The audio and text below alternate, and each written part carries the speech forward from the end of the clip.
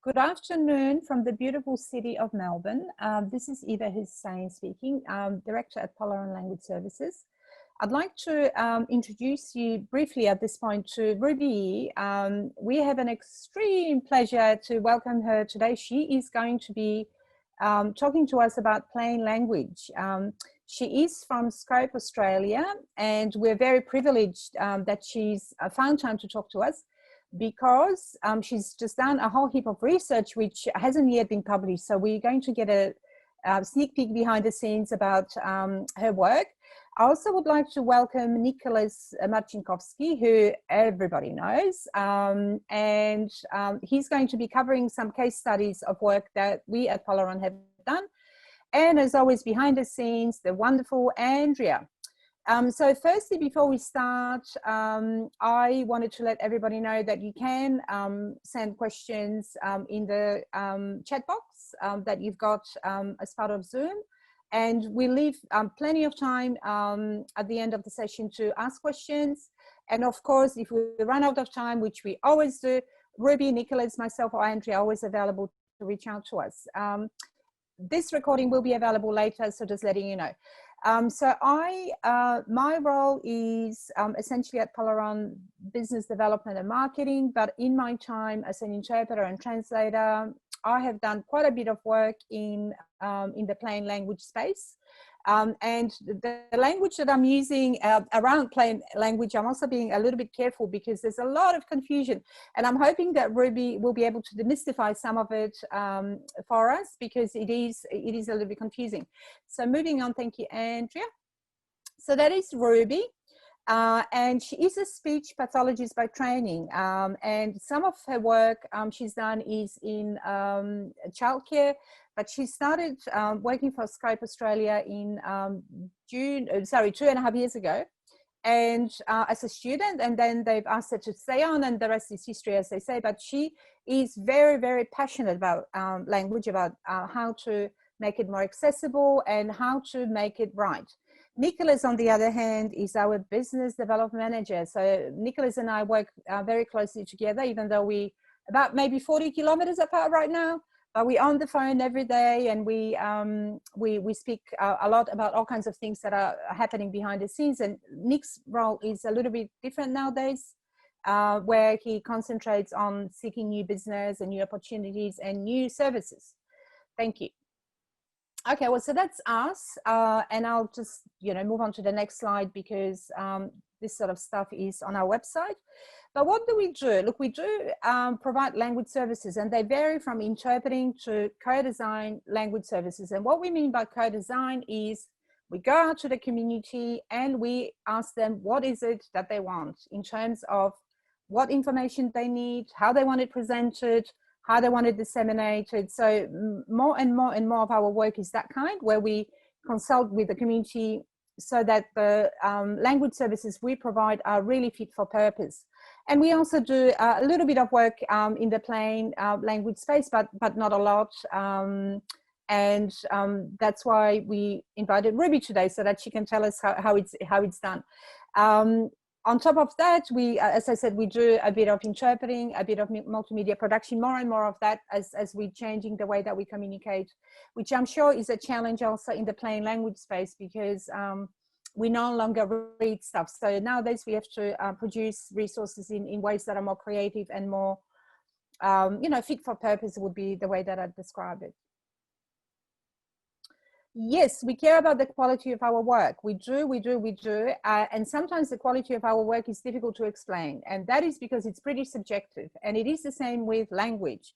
So you get 10 different people, give them the same topic, give them the same word count, they'll write 10 different things. Or you ask somebody for feedback and they'll have opinions. So sometimes it's quite subjective. And we are very good at managing that. So in the end, at the end of the day, any resources we produce, we hope are as good as we can get them, particularly in times like this, like times like COVID, where, I think what this crisis has shown is a lot of cracks in the system, and a lot of miss opportunities to engage people, to communicate with people in languages that they understand. And we do quite a bit of work in, you know, supporting our colleagues, our translators and interpreters. And of course, we try to do the right thing there in the industry by supporting locals, by producing resources that are for the local community. All right, so Easy English, what is it and what happens with it? So before I hand over to Ruby, I just wanted, I've done a little bit of reading. I mean, I've been aware of course, of Scope for a long time, but it's an organization that was established in 1948. So it's been around a long time. But you know how I initially said that language is something that changes? It's a very good example of what happens, because initially, Scope was called Spastic Children's Society, and it is a grassroots-driven organization where there was a need for children that had cerebral palsy, I think, and parents basically thought, okay, well, this is not good enough. Whatever was happening at the time is not good enough. So nowadays, Scope supports 6,000 people with disability and works with 1,000 community organizations. So just the name of Scope is a reflection of how we are changing, and language is something that changes every day. Before I hand over to Ruby, sorry for doing so much talking, but one of the things that, and I also wanted to welcome anyone that already works professionally in the plain language space. So I know that there's a few translation companies that have joined us, a few competitors to Scope, a few competitors to Polaron. I think it's fantastic that we're seeing people sharing knowledge, and I welcome you all sincerely. This is actually, we had something like 125 people registered, so the most popular webinar ever, and that is because we hit the spot with the topic, I think. So when we talk about plain language, we also call it simple, basic, easy, and it's anything but, right? Because to write things simply is actually harder than write things in a more complicated way. So I think there's also a little bit of confusion of what it is and you know how it works. But when I was starting out in this industry as a translator, I remember around maybe 2000. This is in the day of faxes, and you know, mobile phones were Nokias, so you can imagine that was a long, long time ago. But I used to get, just before budgets were announced in the state of Victoria, I used to get this confidential fax, like about 4 or 5 pages of media releases. And I know that it went to maybe 30 or 40 other translators, and it was, you know, top secret. You were not allowed to talk about it to anyone. And I remember sitting there with that fax thinking, what are they trying to say? How do I make this into something that's also meaningless in the Polish language? So things have changed a lot since then. I think governments, community organizations, everybody now understands the importance of communicating clearly and writing well, and only you know, producing information that's essential. So I'll leave you with that. I'll hand over to Ruby now by saying, simple isn't easy. Tell us more how it all works, Ruby, please. I would love to. Thank you, Eva. So as Eva said, I'm a speech pathologist. I do have a background in education as well. At Scope, I work on the Accessible Information team. So it's our role to develop plain language and easy English for businesses and services who want to support their customers with low literacy to access information. And people with low literacy include people from cold backgrounds who may not be familiar with written English as well. I'm really thrilled to be here today. We do only have 20 minutes, so I apologise if it feels like I'm whipping through some slides, but if you do want more information on any of the topics that I cover or help to do your own translations, there'll be plenty of information in a follow-up email and also at the end of this presentation. So I'm from Scope. We are a disability service with over 6,000 clients and families who we support in Victoria. And we also provide access services nationally. So services to transport, utilities, finance, government and retail. We help them to become fully inclusive of customers with physical disability and communication disability. So accessible information or easy English and plain language are central to achieving this. And it is our mission to enable everyone who we support to live as equal and empowered citizens. Okay, so the 3 topics for today are to help you to understand what Easy English is and also that difference between Easy English and plain language. Also to understand how Easy English might benefit culturally and linguistically or COLD communities. And finally, to have a look at some of the coronavirus translations that we've been developing, particularly for the Department of Health and Human Services very recently as well. Okay, what's Easy English? Here's an example of a very recent Easy English document that we produced. You can see our style uses images, it uses white space, it uses very short sentences that don't span over 1 or 2 lines, and formatting conventions like bullet lists as well. Easy English is one type of accessible written information. There are other types of accessible written information, and it's defined as preparing information in a way that will allow people to access information on an equal basis to others. We've been developing this Easy English style since 2005. Our practice always continues to evolve as we learn more through the formal research and the informal research as well, and through engagement with people who have intellectual disabilities and low literacy, also as a result of a culturally and linguistically diverse background and limited English. Part of what sets us apart is that we do employ a team of consumer testers who have low literacy, and they give us vital feedback on every single document that we produce. All right, what is Easy English? If we click one more, thank you, Andrea. If we click one more time, there's a great little cartoon here from one of our favourite blogs called We Heart Health Literacy.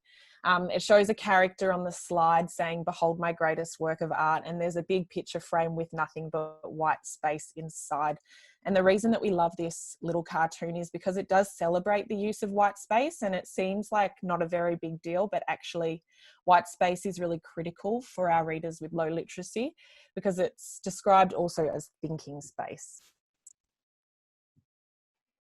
So it was encouraging to hear from participants in the study who had a culturally and linguistically diverse background, who also spoke about the benefits of white space. This quote from Jane said that if you see one sentence, you understand it better than if you have a lot of sentences on your page. She says she looks at the English words and she has to say it in her head in Russian, then translate it back and answer in English. So it's 2 translations. And she emphasizes the importance of having only essential information on the page so that she can focus on key messages and she isn't having to do those 2 translations in her head, as well as process dense information. So white space is really critical also for people from COLD backgrounds as well. Okay. So yeah, a lot of people aren't really sure about the difference between plain language and Easy English, and I hope the examples I've chosen for this slide help to illustrate the differences. Both are types of accessible written information, but both are targeted at very different audiences. So your plain language is targeted at your everyday reader in the community, someone with about a Year 8 reading level and above, whereas your Easy English is actually targeted at people with low English literacy and reading support needs. So you can see the differences here include the fact that Easy English will use images to support the text, because an Easy English audience may not understand all of the text without the support from images to add further meaning. They might also need a support person to help them to understand the Easy English document. The plain language, on the other hand, can still use paragraphs and headings and separate sections of information, but it isn't so spaced out. There is still more information contained in the plain language translation. Plain language just tries to use everyday language that is still not jargony or complex and inaccessible. So I hope that helps to start to paint the difference between the two, and we can email out fact sheets to you that really highlight the differences further as well. Okay, how can Easy English help people from a COLD background? So this is an important question because historically Easy English has been developed for people with intellectual disabilities, but we're hearing all the time that our Easy English documents have helped people with limited English reading skills because they're from a cold background, but it hasn't really been researched before. I've got a video to share with you now that highlights the benefits of Easy English for this population. I have 3 daughters. My daughter Sophie come to primary school next year. 2 weeks ago, I have a lot of fun about my child. I look at them and I'm be shocked. It's hard. It's impossible for me. A lot of people live in Australia and don't understand enough English. And sometimes people can speak English but not understand forms. Sometimes forms have special words. It's very stressful. I use a translator in my phone, but it's a mechanical translator. It's not correctly all time. It's helper, but it's not best helper. For many of us, reading difficulties make it hard to do everyday things, such as paying a bill, reading the train timetable, filling out your child's excursion form, or understanding how to take your medicine properly. Scope exists to enable the people we support to live their lives as an empowered and equal citizen. This year, we were developing our new strategic plan. It was really important to me and to the board that we listen to the people we support as customers, as consumers, and as people who should shape our future direction. To do that, we translated our strategic plan into easy and plain English so that we could really share the story and the journey and the future together. Scope's Communication and Inclusion Resource Centre has worked for over 15 years to create and refine a well-recognised brand of Easy English. We have a diverse team of experienced speech pathologists, writers, editors, proofers, graphic designers, and importantly, consumer testers who have first-hand experience living with literacy difficulties. Easy English helped me with understanding form, and I don't need to use my Google Translate. Easy English use easy words, and hard words are in blue. Reading is difficult, but I'm understanding. If I read it, I understand more. Easy English helps me feel more confident. It's important. It's important, yes. So what should you do if you want your customers to be able to read and understand your information? Write it in Easy English.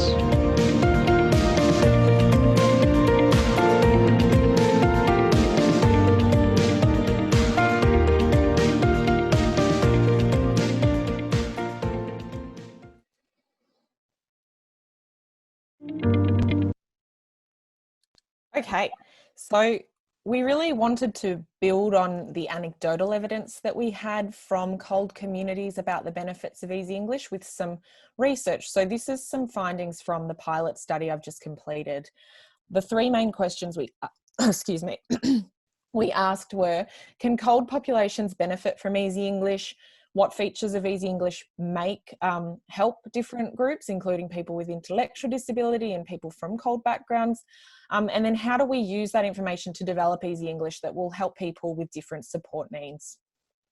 On the slide, actually, if we jump back very quickly, I know we're trying to be quick here, but there's the ready plan on the screen, and I just wanted to show you the example of the document that we did show to all of the participants in the training. And the reason we chose it is because it was about emergency preparedness, which is a topic of interest to a broad group of people, and the research involved reading this ready plan with a person with low literacy and asking participants to tell us what was easy or perhaps what was still too difficult to understand.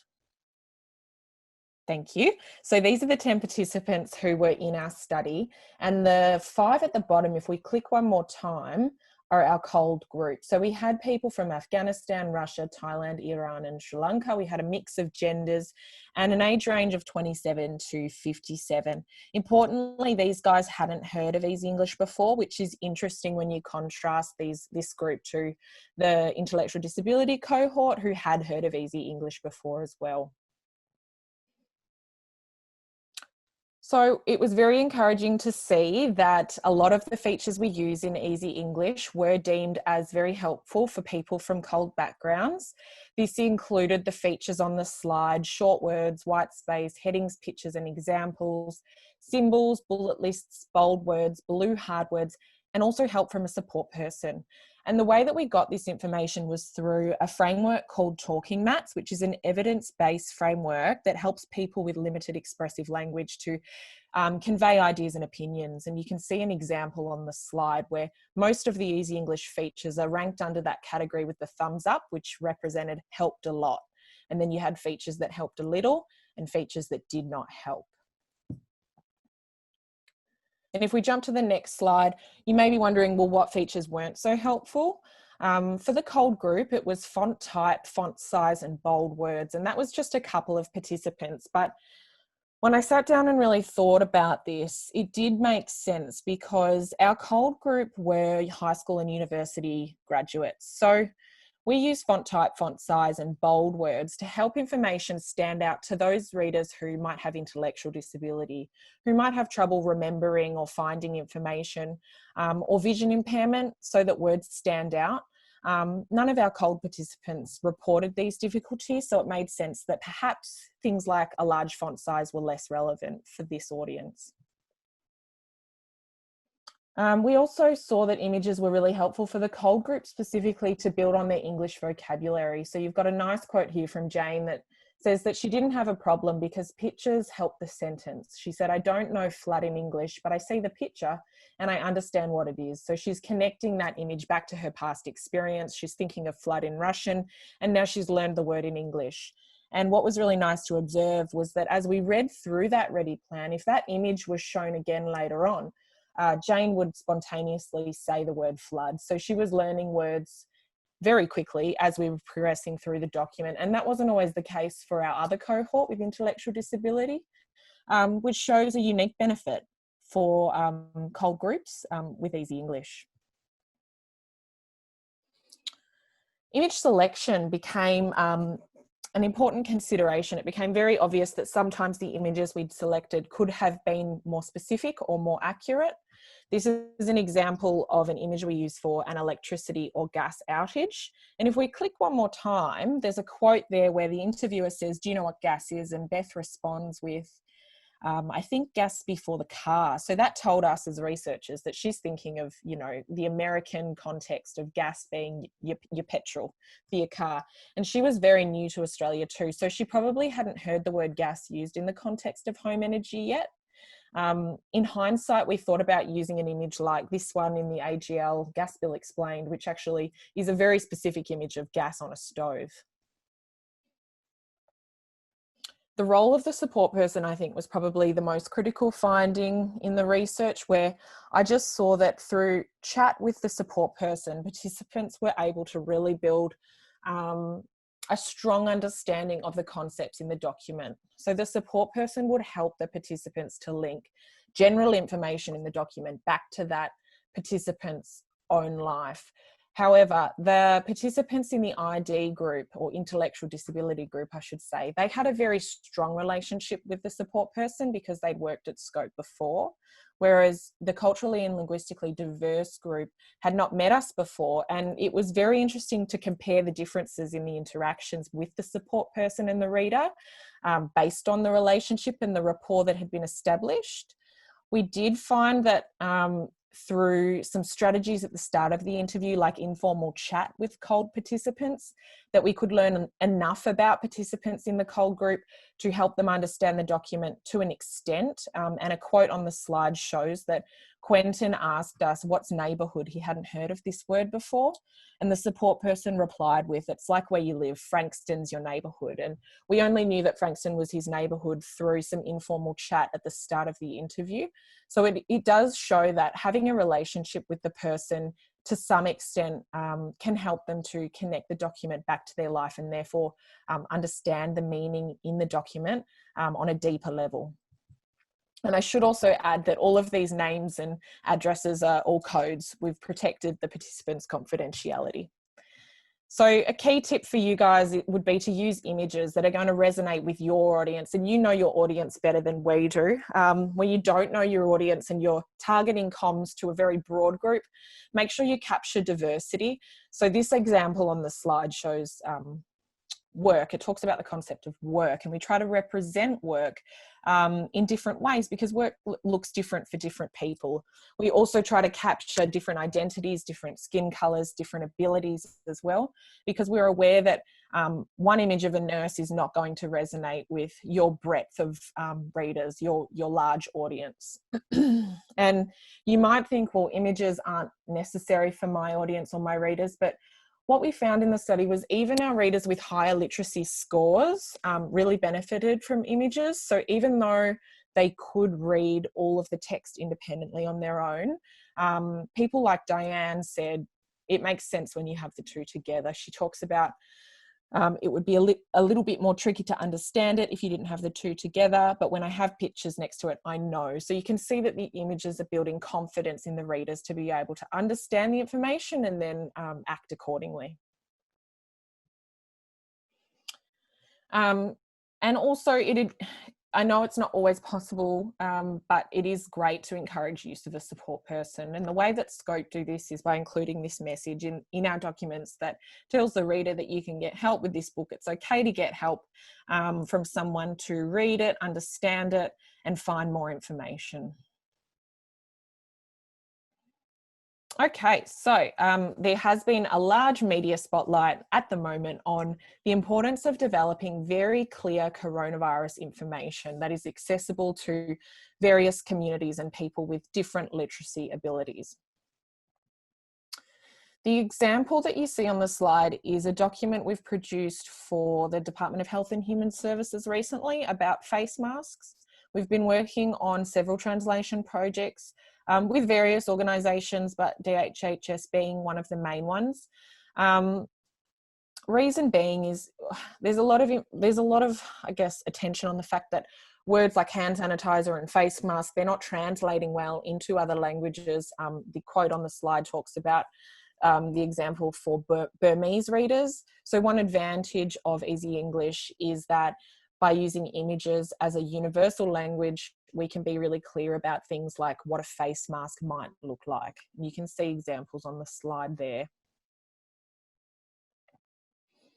Another benefit of Easy English is that we explain hard words and concepts. So the jargon that we're all hearing on television can be broken down and explained with simple sentences, simple explanations, and pictures again, which we know help a lot of readers to feel more confident about what they're learning about. Here you've got coronavirus and self-isolate as words that we define. And if we click a couple more times, there are some more examples there as well. So words like sanitize and hygiene, which we take for granted that not a lot of people in the community are going to understand these words, which are jargon and aren't part of everyday language.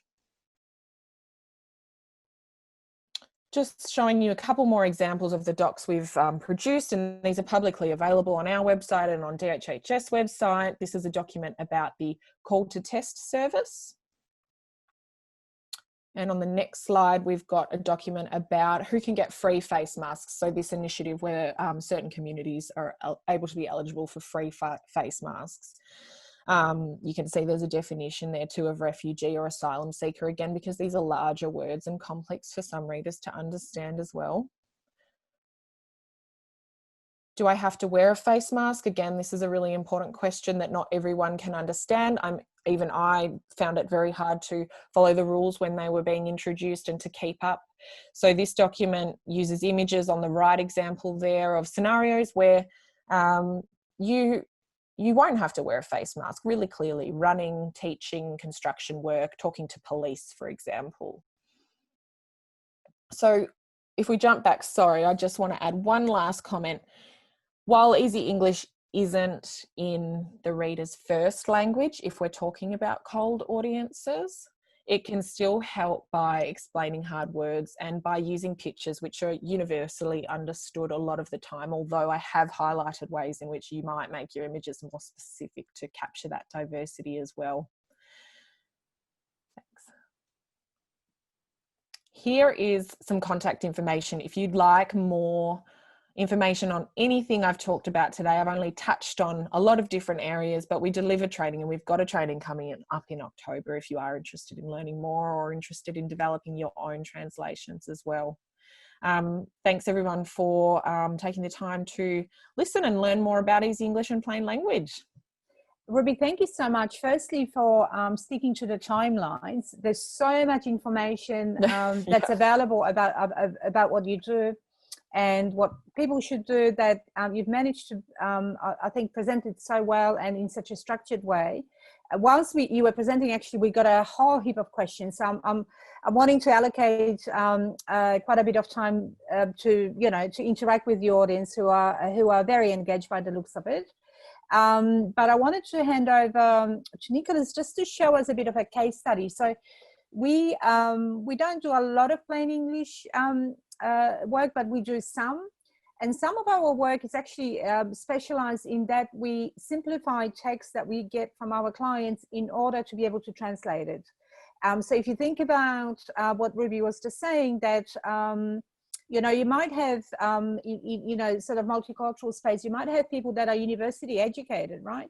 You might have an issue like, in some languages, simplifying the language to the point where it's really simple, make it sound dumb, excuse the word, but that's what kind of feedback we're getting. So sometimes you have to be conscious of those linguistic challenges before you start translating. But generally speaking, we try and clarify what the writer is trying to say. So if it is for argument's sake, a government kind of publication, we firstly read it and check if we can understand it, which is like sort of our internal test. Can we actually understand? And sometimes we can, clarify a couple of points that make the translation process much, much easier. So I'm going to hand over to Nicholas now to show us a case study, and then at the end we'll have plenty of time for questions. Go for it, Nick. Yeah, so in the interest of expediency, I'll save introductions. I'll be nice and quick so that we can save a bit of time for questions. But I just wanted to run over a case study. Look, a lot of what I'm going to be speaking about as well will be reiterating what Ruby has already said. She's mentioned quite a few good points that Polaron also abide by. But I just wanted to take you through the context in a cold background, but firstly into what Eva's saying about translation. More often than not, we do receive source documents to be translated into multiple languages that aren't very clear and concise, and can also present issues when we're looking to translate. So majority of the time we do like to simplify the English used in source documents in order to create a better experience for our translators and obviously the end communities. Here's a quick example of something we have created for a company called Wellways. Now they work with mental health, and they came to us with a need for simpler resources because we were working in a time where, mental health is quite new. There's a lot of stigma around it. It's only just coming to the surface in the last few years, and that's why there was a huge need for them to simplify it. Now, I just want to touch on, in my opinion and in Polaron's opinion, 4 really key points here as to why I believe easy English and simple English translations are, pivotal to people's understanding. First and foremost, people don't read at the same level as, university scholars. We're all at different levels. And when we not necessarily dumb things down, bring them down to a level that everyone can understand. Ruby mentioned the difference between easy and plain English and the reading levels there. It's important to understand that not everyone is up to, a university degree reading level, whether that be in English or in their own language, hence the importance for better access to information when creating these resources. You're going to increase your reach by doing this. Now, we don't always need to look at easy English and simple English in the context of disability and reading impairment. We can look at it from the cold background, as Ruby is saying. There are a lot of people who have migrated to Australia who may not necessarily speak well in English, but they may have that understanding and that grasp of certain words. And when we can create a resource that uses words and even sometimes combines that with imagery, we get a really good outcome there, and we can really start to see that reach is being impacted by creating easy English resources. This point here, clarity and consistency, super important. It basically touches on the point that we're trying to clear things up, you know, no jargon kind of a rule. And that's because both in translations and for our English speaking community, it's important to ensure that the message is getting across correctly. And that happens when we reduce, you know, the terminology to one that is understandable. Lastly, I'm saying better use of budget, and this is basically for my clients. It's respective to scope as well, but I'm saying this because I know that some of you want to translate into 1 million languages and get all of the reach possible, but it's not possible most of the time. You know, we don't have all the money in the world. We don't have all the time in the world. So sometimes looking at easy English resources and simple English resources can do the trick. You know, if you require some sort of material translated, but you know you can't translate into 50 languages, we can look at easy English and simple English resources, and we can use that as the first step. And then from there, you know, the possibilities are endless. Then you can take that resource and then translate it into multiple languages. You don't always need to go for this approach where we want to translate everything, we want to get it out there. Sometimes you just need to sit back and develop a plan that's going to work now with the budget you've got and with the time you've got. So anyway, that's my preach for points. I just want to take you over a couple of examples of what Polaron does, more so in the plain English side of things before we do go through to translation. So this is sticking with wellways. And as you can see here, there's a couple points that Ruby touched on that are super important to us as well, and to everyone in the sense that it should be done when creating these kinds of resources. So dot points and simplifying things, it's more so about the way we organize the resource. You know, we need to look at keeping that white space, ensuring that there are points that are split up. It allows the readers to understand the content a little bit more. It also allows, you know, people who have got that reading impairment to distinguish points from each other. When we clump things together, like for example, I might jump to the next slide because there's a good example. But when we clump things together like this left-hand side, and this is from the Department of Education and Training, they are avid when it comes to these kind of resources, but also translation. So big props to them. But you'll see that even as, you know, English speakers, we might see this slab of text and go, whoa, that's a lot of information to read all at once. You know, it's very blocked together. And even you would struggle to piece things together if you were reading it consistently and through. But when we take that and we convert it into plain English and we look at, you know, simplifying terms, generating dot points, creating that white space, we end up with a much better resource, not only for translation, but for the end user as well. You can see here that it's taken information out of what we've got in a source document, which is obviously important, but we can then generate, you know, nice dot point form of what those key messages are. And you, like, even if you just want to read, let's read this last sentence. It is important that students in specialist schools have full access to the expertise of the teachers and support staff in those schools in face-to-face settings. That sentence alone is a real big mouthful for me. It does contain some really important information, but we can look how it we can change that into a simpler sentence. For example, government schools in Melbourne will be taking the temperature of students at the start of every day. If your child, oh, sorry, wait, no, we are in the wrong here. I might have accidentally put a screenshot in there that's cut off a little bit too soon, so sorry about that. But what I'm trying to get at is even this document on the left, we can see that it is a mouthful, even for someone who is literate in English and has, you know, gone through all of this higher education in order to receive a good literacy level, right? So put your shoes in that person that has migrated to Australia. And this is what I might leave you with. Put your shoes in that person, empathize for a little bit, and think about your end consumers.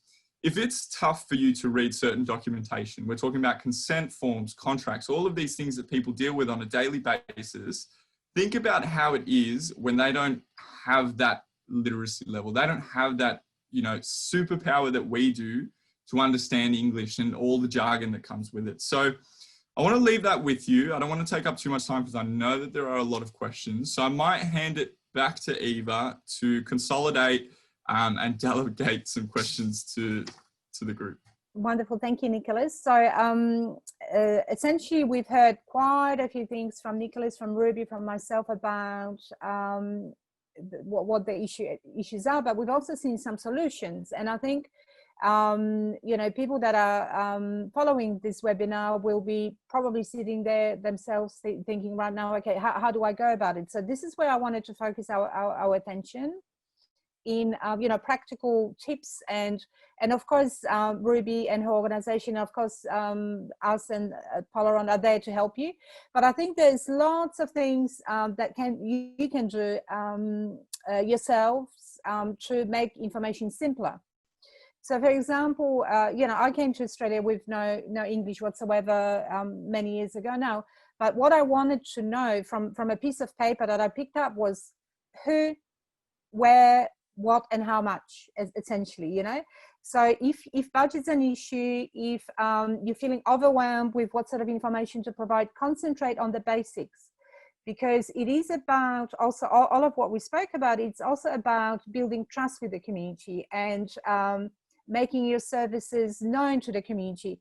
So yes, it's great that you want to translate your entire website. Is the community going to read it? No. They are looking for, you know, chunks of information, and Nick's already touched on to it too, that nowadays we don't read stuff. It's just how, you know, communication changed. And I think, you know, if you think about what it is that your audience wants to know, or much of needs to know, that'll help you. The other tip I would give is read what you've written out loud and see what that sounds. So you need to write more in a sort of spoken tone, as if you were explaining things to people. Try and, you know, remove filler words and expression, things like, it is important that, you know, yes, okay, yes, it is important, but people want to know who, when, what, and how much. So I'm going to hand over to Andrea now for questions. We've said that there's quite a few. So I would think that they're probably directed to Ruby. So hopefully there's some really interesting, meaty questions there for you, Ruby. Thank you very much for your presentation, Ruby and Nicholas. So we have quite a few questions here. The first one from Lisa Tribuzio. Just wondering the difference between literacy and English language barriers. Some people can be literate in their mother tongue, but just don't speak English. Yeah, that's a really important point. And I kind of use the language a bit interchangeably in my presentation. I'm aware of that.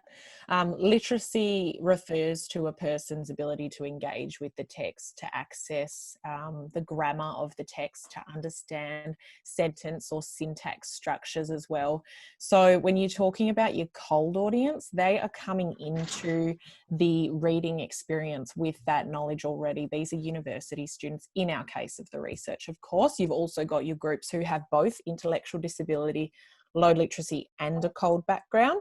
But if you're just thinking about your culturally and linguistically diverse audience, their main difficulty is a limited English vocabulary. So they just don't know all of the English words yet, but they certainly demonstrated the capacity to learn English words very quickly in our research. So thank you again for that question, because that's really important to distinguish the two.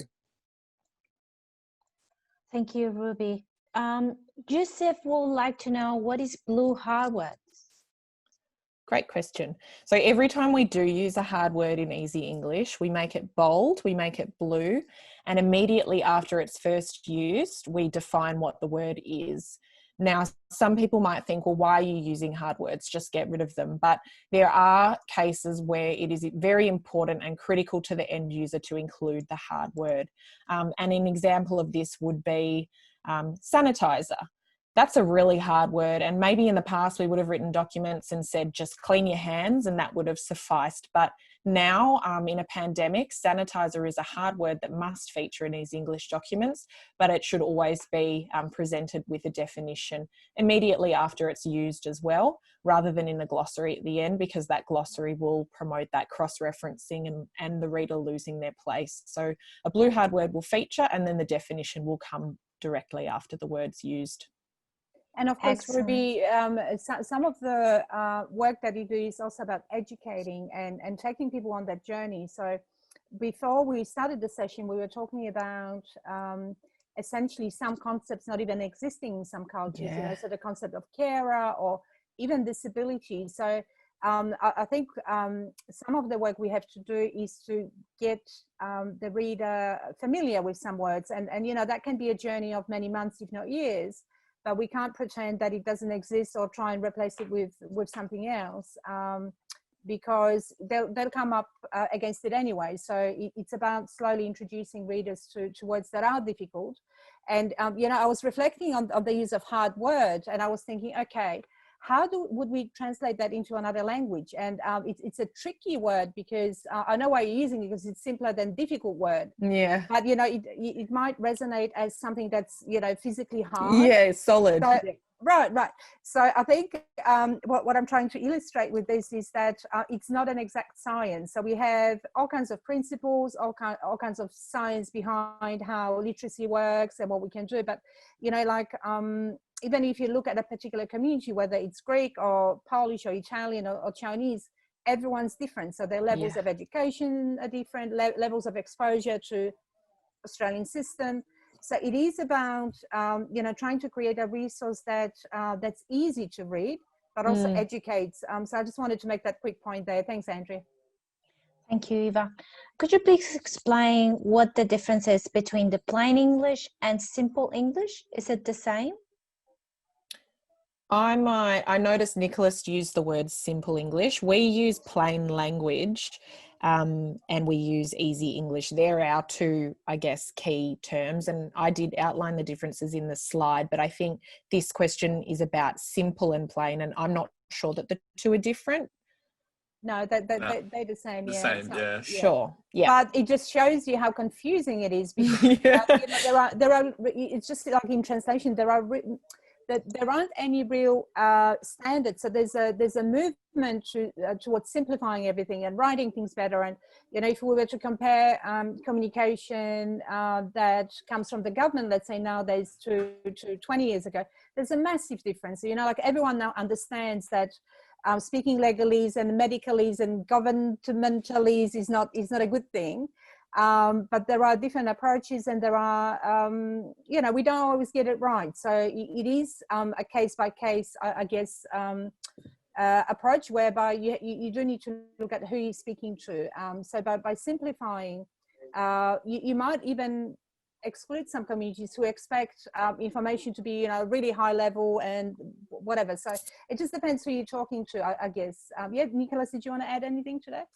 No, I think you've summarized it well. I think that's exactly the point, is sometimes we use different language, even, you know, internally and externally outside of organizations, that we do need to be careful with the way we put information out there. But yeah, no, sorry to that user. Simple, plain English, the same for me. Okay. Yes. Just Kathy just wanted to mention that in some countries, the term simple English is used. It is less complex than plain language. Right. All right. So next question from Louise. What was the tool Ruby mentioned that Scope used to help design the research? The tool was called Talking Maps. It's an evidence-based framework that's often used with people with communication disability and intellectual disability, because it gives structure to the way that they can give feedback and ideas. But it also worked really nicely with our COLD group, because they did have limited English language, so it helped them to express their ideas as well. Ruby, I have to say that I loved your video. I think just playing that video has made such a big difference to my understanding. And you know, like English isn't my first language, but I think we sometimes forget, you know, just listening to real life examples of it makes such a difference, because she was able, and by creating this video, you were able to, in that minute and a half or whatever it was, to just drive the message home. Like if people don't get what she's saying, then they will never get it. Yeah, it's the stories that I think are definitely most powerful. I'm glad you liked it. Loved it. Andrea, we have time for one more question, but I wanted to encourage everybody to reach out to Ruby. We'll bring up the slide that's got her contact details, but also to us. So one more question and we're done. Perfect. What kind of budget does an organization need to implement Easy English across all communications? This one might be for you, Nicholas. Yeah. So, Tina, great question. I think that there's no real straight answer to that. As little or as much as you really need. I know that in your instance, Easy English would be super, super beneficial, especially if, you know, we're talking about cerebral palsy here. It's a great initiative that CPA should pick up. It doesn't necessarily matter what kind of budget you have associated to it. You just can take it resource at a time, each resource at a time. You don't need to look at it from a campaign point of view either. So long as you're developing the resources you see as necessary and bit by bit, you should be fine with that. So look, in all honesty, and because you've dealt with us before, Tina, it's quite similar to our pricing structure with a standard language. So I would go off of that if you're looking at proper budgets. And for those who haven't dealt with us before, get in touch with me and I'll produce a quote for you. Yeah, I think what you said, Nick, really resonated with me in that what I would suggest for organizations that haven't done it, do a pilot project, try it out, see if you can do it yourself, see, you know, is there someone in your organization that writes well, that can explain information well, even in a spoken form? Do you have any consumers that you can involve? You know, and it doesn't have to be hard or expensive, but I think I would suggest to do something little to just give you a taste. And it may be that you need to go to someone like Scope to develop a strategy for you, or you know, like even a style guide essentially, or, you know, they do provide training, but definitely talk to us, and we should be able to, you know, support you in terms of money. Or budgets, but I would say try something little, do a pilot project, see how that pans out for you. Yeah, agreed. All right. Look, we've not been able to answer all the questions. I'm very sorry, but we're going to have to love you and leave you. But thank you so much, Ruby. My pleasure. Great. I really enjoyed it, and I think we all got the sense of again that simple isn't easy. That you have to put a lot of work in to make things sound good, but what it gives people is a better access, better understanding of what you're trying to say, but also better experience, so and better outcomes, and that includes legal, health, whatever, banking. I know that you do a lot of work in all kinds of different spaces, so do we. But I always remember that person that I was, you know, when I came here in 1986, and I you know, like I had no idea about things, and made many mistakes because I couldn't understand the system because I was so unfamiliar with it. So I think it's amazing that Scope and Polaron do this work to truly engage, you know, the communities that would be missing out or would be, you know, not as engaged. And particularly now, it's really important to think about what information you produce as an organization, and how you can make it better for your customers, for your clients, for your patients, whoever you're working with. So Ruby, thank you so much. Andrea, if we could bring you back to maybe the slide with Ruby's details, that'd be amazing. And I'll just, Ruby, let you say a few last words, maybe a quick summary of some tips that you'd like to give people as we're saying goodbye. Yeah, thank you. Thanks for everyone who's been so interested to develop Easy English and Plain Language. It certainly is the best way to go about including your readers who do experience low literacy. And we actually know it's 44% of Australians who have low literacy. So it's a huge proportion of the population who you can reach by considering accessible written information, which includes your plain language and your easy English. But if you need our help to better understand what information is going to work for your customers or your audience, just get in touch. The contact information is there on the slide. And we can also help you with those staged approaches to building a culture of accessible information at your service, so that your whole website is really living and breathing accessible information. So just get in touch for more info, but I will leave it there because I know we've all talked a lot and we have exceeded the time by a little bit. But yeah, thanks so much, Eva, and everyone at Polaron too for having me. Oh, look, you've been amazing. Thank you. We're very privileged to have you share your experiences and information with us. People can reach out to you for further information. And also a big thank you to Nicholas for being part of this. Anyone wants to talk translation, anyone wants to talk budgets, he's your man. And on that note, I wanted to thank also Andrea, who's facilitated all of this and liaised with everybody and made it all happen. If you do have any ideas about topics that you'd like us to present, please feel free to reach out. And on that note, have a great afternoon, everyone. And thank you, Ruby. Thank you, Nicholas. Thank you, Andrea, and everybody that participated this afternoon. See you later, guys. Bye.